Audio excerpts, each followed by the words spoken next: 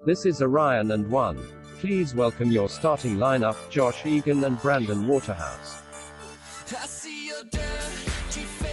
We are here. We are ready. Basketball season is getting underway. We had the Raptors tip off their preseason 2 days ago. They are back home in Toronto, Scotiabank Arena in front of fans. Brandon, I'm sure you watched that game. Actually, I know you watched that game because you were telling me to check it out too, and I had it on my other screen because the Leafs were playing at the same time. How do you feel with fans back in the building? Is that something this team needs? 100%. Although just a preseason game and the first at that, I can only imagine what it's like for some of the Toronto Raptors players that's been with the organization now for only a year or two, that have only known the Raptors outside of Toronto. Like, they've never seen the Scotiabank Arena, heard a fan from Toronto, heard the language around here. And now all of a sudden it feels like I was just coming to this realization this morning watching the jump that it feels like, this past spring was the lockdown, and like it turned around. Like, we're already here kind of starting up on normal times. Like, it's kind of incredible how fast this all turned around. Like, congratulations to Adam Silver, you know what I mean? Like, although the players didn't like the pace everything was pushed at, like, this feels like, without ignoring that the actual pandemic is severe, that we're back to the normal life almost. Like, this is how sports should be. And to see Scotiabank, I saw some of my close friends at that game, and very jealous. I know it's going to be hard to get tickets this year, so I'm hoping that they can win, so that the outdoor viewing parties are just as exciting in the city, because should be good news this year for the Raptors so far. Yeah, for sure. It was definitely great to see fans back in the building. It wasn't full capacity. I have been back at the Scotiabank, just not for a Raptors game. So, it feels normal when you get in there. The only way that feels different is obviously the vaccine check at the door, and they check your ID and all that. But other than that, it's back to normal and everything feels good. So obviously the biggest story going into this game was the debut of the Raptors' first round pick, 4th overall, Scottie Barnes. He ended up having a pretty good game, 25 minutes. He played 9 rebounds, 6 assists, 13 points. What did you like from him? I got a couple notes on here, but I'd love to hear your thoughts first. Yeah, Scottie Barnes, especially for the first preseason game as well, is going to get a lot more run than maybe anticipated, and alongside all the other rookies as well. And first-year players battling for spots. You don't see many of the vets out there for many minutes, so you get a good look. Everyone gets a big eye test on Scottie Barnes. And what I saw was a very confident player from the jump. It was hard to see mistakes in his game. His biggest thing that's not a positive, like his energy and attitude. Like, there was a one point of the game where he was screaming, caught a rebound, and kind of stopped playing for a second. The announcers noted it as like something Scottie would do with his energy, but that's a nitpicking thing. A lot of good things I saw. A big guard who can handle the ball, play forward, and is very comfortable.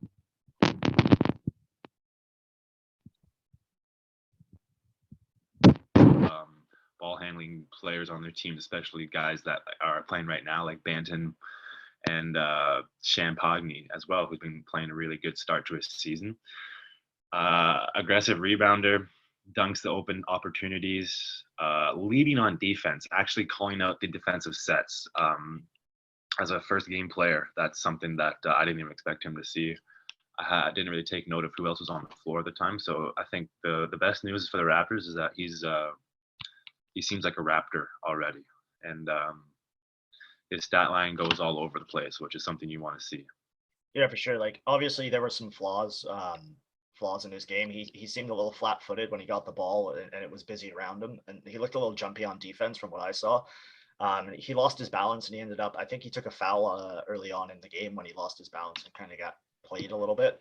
But the energy this guy brought to the lineup, like, you could see before the game, the way he was running through the tunnel to get on. He was excited during the introductions. It felt a lot more fun than a preseason game should be. And I think that was also because they were back at home and they were playing in front of fans. But, this would be his first taste of the NBA anyway. So I can understand him being excited. And you could just see how much this guy wants to play in the NBA, wants to play in Toronto. I think he's really fallen in love with Toronto. There's a lot of perks with playing here. Like, you get to you're representing a whole country, and I think he really brought that. And I also thought, like, back to the play, he kind of brought some of what this Raptors team could be and what they want to do. They didn't really push too much of their offensive playbook, is what Nick Nurse said. Like, they had 23 turnovers, and it got a bit complicated defensively when Barnes and Anunoby were both playing the top of the zone. But on the offense, he was attacking the glass. On defense too, he had 4 of his 9 rebounds were off the glass. And then in the end, 13 points, 9 rebounds, 6 assists, 2 blocks. That's what you want to see from this guy. He's a dog. He fights hard. Kind of reminds me of Kyle Lowry a little bit. I liked what I saw. It was an impressive first showing. I can't wait to see how the Raptors keep growing with this guy. Yeah, I agree. I think that moving forward for the Raptors, I'm excited to see where he falls into the starting lineup. So yeah, for sure. There's a couple other guys who are on the edge of that starting lineup. I got 2 more here, and I might butcher his name because I've heard it said too many different ways. Yuta Watanabe. Can he make the roster, and do you think he will make it? Because the way I saw it, like, he played well. He had a nice block off Andre Drummond, and but he also failed to box out a couple times. He had 10 points, 7 rebounds in 17 minutes, and he was a plus 17 when he was on the court, which is pretty good. He seemed to be in the right place all the time, and he looked pretty good on defense. If he's in the rotation, he will probably make the roster. What did you think of this guy? Yeah, he'll definitely make the roster. He'll be on the bench again for sure. Whether or not his position is, I would say, accelerated. I'm just trying to see this year in terms of minutes with Nick Nurse. I know that before, actually right after the first preseason game, Nick Nurse was complimenting his game very much and said that he was one of the most standout players for him personally. Yeah. And I think that his place on the team is pretty set in the grand scheme of things. Although it's a huge fight right now for playing time. I mean, that's so casual to say. I think that the only thing right now is for his position, you have guys like Precious Achiuwa, Siakam. Now you have Scottie. You have there's we won't see Siakam for a while too, because I know he's coming off of surgery. They have a couple other guys who are still injured a little bit coming into camp. So Isaac Bonga, he's in there. I don't know if he'll take that position. I think that the Raptors are really just with keeping in their system, like roots, and he's a player that they drafted, and I don't know if he's drafted or he chose he was undrafted. I think he was drafted, but he's a player that they developed and they've always kind of kept in the system, and I think that now is more of a better time than any to kind of break him out, and we'll see where that can go. There's a lot of question marks right now, but a lot of positivity to be seen. Yeah, you mentioned Precious Achiuwa. He started at center, and in the second quarter, he airballed a 17-foot shot, but then a couple minutes later, he stepped up and pulled a 14-footer and a step back 3. He hit both of those. I think this guy's exuding confidence. He's ready to play confidence-wise. I'm not sure about skill-wise. And then he also took the ball from one end to the other for a layup after Barnes had one of his blocks on a 3-pointer. So that was fun to see. This guy, he looks confident. He's playing confident, but can that confidence transition into a regular spot in this rotation? I just want to correct myself. Utah was actually undrafted in 2018, but picked up by the Raptors eventually. And we're talking about Precious. Yeah. Yeah. See, that's the thing. I think a player like Precious is very actually precious to this team. Mm-hmm. With his youth, his energy, and his versatility. I think that although maybe not a threat from beyond the arc distance-wise, he can put up shots on a pick and roll where the ball has come back to him, and he's aggressive too. I know that he plays with pride, and we've seen him a lot this summer, and it's a big part in that acquisition for Kyle Lowry. So I think it's a matter of how the Raptors, more importantly Nick Nurse, want to allot the time for each player? Like, do they give it to Precious because he's had a year experience, or do they want Scottie to catch up because they're in similar positions on the floor? Mm-hmm. And you do still have a lot of different lineups, keeping guys like Gorgon Dragic around. You still have to think about Freddie Van Fleet and a couple other guys that will make the floor shorter and bigger. And obviously, when Siakam gets back, there might be a little bit more questions. And it's early in the season. Some of these guys might get traded or sent back down, and we'll get a pickup very shortly. However, as of right now, Precious comes off the bench in a pretty firm rotation, just as you've seen already. Yeah, for sure. I mean, I enjoyed watching the game. It was good to see the Raptors back on the court again. They play again tomorrow for their second preseason game. What's one thing you're looking to see out of that game? Because I'm looking to see a little more from the new guys, a little more from the younger guys. I'm not quite expecting to see their regular starters play as many minutes yet. So I'm excited to see what the up and comers have. What about you? Yeah, kind of disappointed it's the Sixers again. Doc Rivers actually came out with a comment that he clearly could see how outsized his guards were compared to Toronto's guards, noting that all of Toronto's ball handlers had extreme length and height and confidence with the ball as well. So I know that the 76ers already are at a disadvantage in this preseason lineup without Joel or Ben Simmons even touching court. Mm-hmm.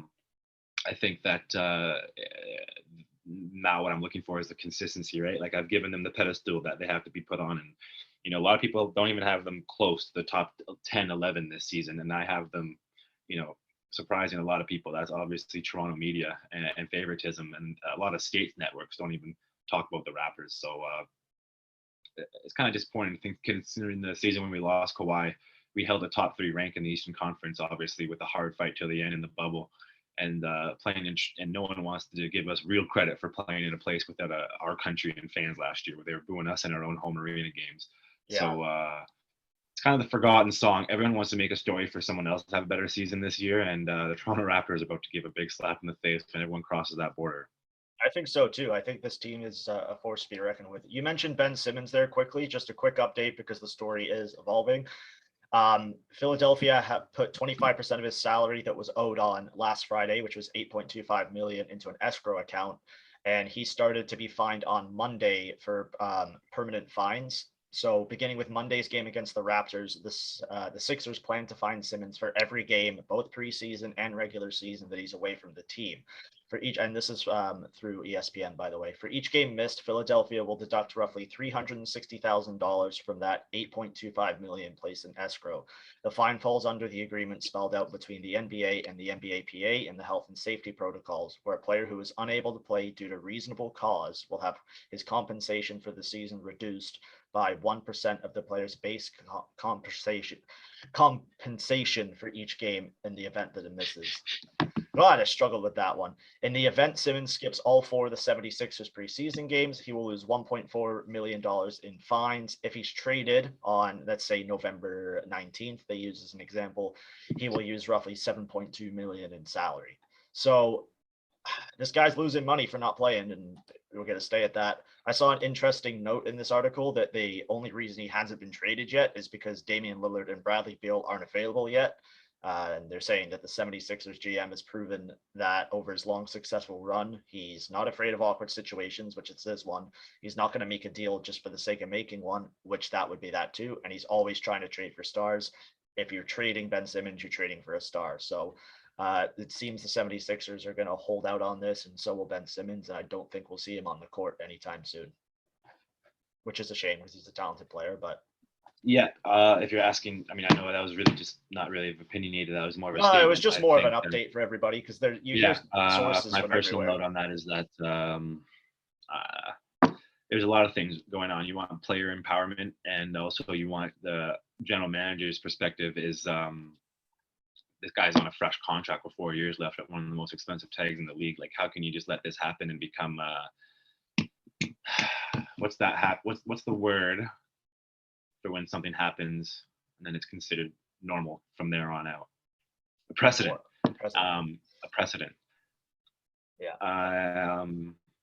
And I think that could very well set a precedent that I was listening to about on a couple of channels of I think it was Through the Wire, shout out, and they're mentioning how obviously you don't want this to have a trickle down effect with players just holding out with tons of years left, and instead of the natural way of playing out your contract and then going into free agency like an exciting summer, you pull out whenever you feel like it, and you just don't go back. So these financial considerations that are being finally rather brought up and talked about and let out to the public is raising. Is not, I shouldn't say raising. I would say opening up the real eyeballs to the situation and the clarity of Ben Simmons. And I can say that I'm not a 76ers fan, so I don't want him to go back. And he's not a very good player, and I know he won't come to the Raptors necessarily, but then apparently they were linked to the opening conversations that they've still had going on, which I'm not too worried about. I just think that for any team in the NBA right now, Ben Simmons is a hard player for what he's asking for, because now he wants to be the target of wherever he goes. So yeah, we'll keep some of the everybody recent ones updated I on liked that. was him going to Portland for CJ McCollum and a couple other pieces. That might help Dame get over the hump. We'll see. Definitely not going to happen right now because they're trying to get used to a new coach. So people are saying it might take some time, and we're here for excitement, so we don't want that. Yeah, we'll see. We'll see where this goes. I don't see any end in sight, but I guess that's why you play the full 82 games in the playoffs, right? Because that gives you time to get all these stories as they evolve. You wanted to talk about the Chicago Bulls. You showed me this morning, so I checked out some of their highlights and looked at some stats, and man, did they have a great game. They were without 4 rotation players as well because of injury, and they still ran up the score. They led by as much as 48 points, and no starter finished less than a plus 30 in the plus minus category. Pretty much a great start for their debut appearance. They showed that their management was able to build a capable and probably dangerous squad, and they're going to play hard. They're going to play together. And they're going to have fun while going towards more wins than losses. That's what they hope to do. So the first thing I noticed about this was like their defense looks to improve from last year. And in this one, they were able to do that. In the game's first 14 minutes, they had 7 steals, 7 block shots, and they finished the game with 13 steals and 11 blocks. And they held the Cavs to a shocking 35% shooting percentage, forcing Cleveland into 22 turnovers, which led to 26 points.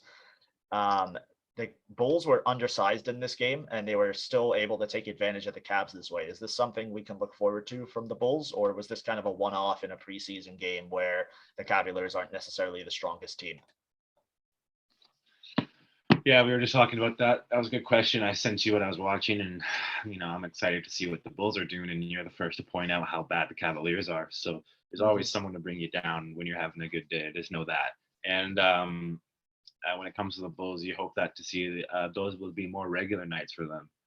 And that type of energy will actually translate over from just not these preseason games. I think that I had a lot of questions knowing that how like 4 same guys, small forward, large guards with good ball handling skills and dunking abilities can all play together with one all-star big man in Vucevic. Yeah. And I thought it was going to be a situation of like the OKC Thunder in 2016 where it was Russell, Carmelo Anthony, and Paul George, and it was almost you seemed it was going to be an amazing fit, and it played out so poorly because the ball was never in the right person's hand for the right amount of time. And you figured that with DeRozan, Zach LaVine wanting it to be his own team, DeRozan wanting to come over and finally make an impact in his career with competitive stance, you'll have Vucevic coming over finally from a Magic team that has been in the depths of the first round for the last 5 seasons, alongside hungry players like Alex Caruso, Matt Thomas, and who is the other acquisitions that I'm missing that were just brand new to the Bulls this season? There's one more guard, I promise. Oh, Lonzo Ball.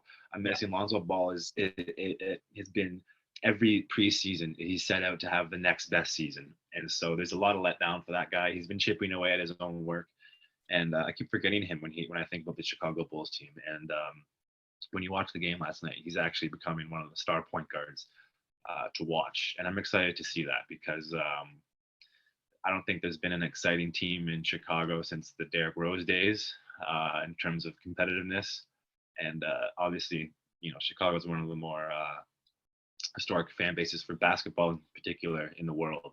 So to see them have a competitive team is definitely better for the market of the NBA. And I do think that the Cavaliers are bad. However, with Kevin Love playing and a lot of their vets having some time on the floor, it looked like a really regular game to me that might be more predictable of how the Cavalier season will go. Yeah. Not so much worried about how the Bulls will play more competitive teams. Does that make sense? Yeah, like you mentioned a couple players there. What really stood out for me was the Bulls defense was really led by Green and Ball. They were all over ball handlers all night. They were able to hold their own again with the size, as I mentioned earlier. They were swarming, scrambling, disrupting possession, and they had a bunch of steals, deflections, blocks. They were forcing shot clock violations. Just after the game, DeMar DeRozan, he had to say, we were all over the place. DeRozan was credited with 2 blocks in this. We made emphasis this week. Nothing's going to be perfect, but we've got to have one another's back. And that was big that we went out there and we scrambled. We tried to help each other out. We tried to cause a little havoc and just be all over the place. And we did that. So it sounds like they have a strategy for defense going into this game or going into this season, and they were able to execute it perfectly. Another thing that they wanted to focus on was their passing, because last year their passing wasn't the best, but going into this game, they were able to rake up 36 assists, which only resulted in 9 turnovers.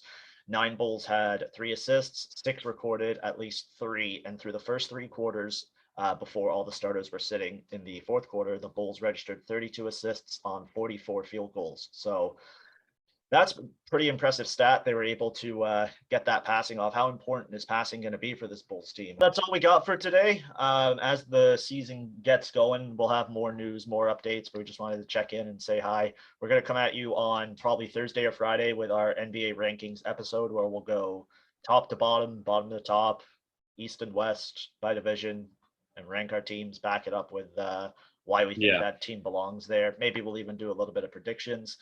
Make sure you check us out everywhere. Like, we're literally everywhere: Spotify, Apple Music, Google Play, Pandora, whatever the hell you want to call it. And then YouTube, Instagram, Twitter at Orion Sportscast. We just posted a skills competition video. Go check that out. We do have a basketball one coming your way as well. Probably record that this week, have it up early next week. Brandon, any last final words? No, definitely just want to hope that people can see this through with us, and we're pushing for more in-person content and more exciting things on the way. So there's a lot of things for us, and we're more motivated than it seems. Yes, we are. Sorry, that sounded weird in my head for a second. All right, guys, thanks for listening. We'll see you soon. Make sure you like this video, comment on it, and make sure you subscribe wherever you're listening, wherever you're watching. This is Josh. That's Brandon.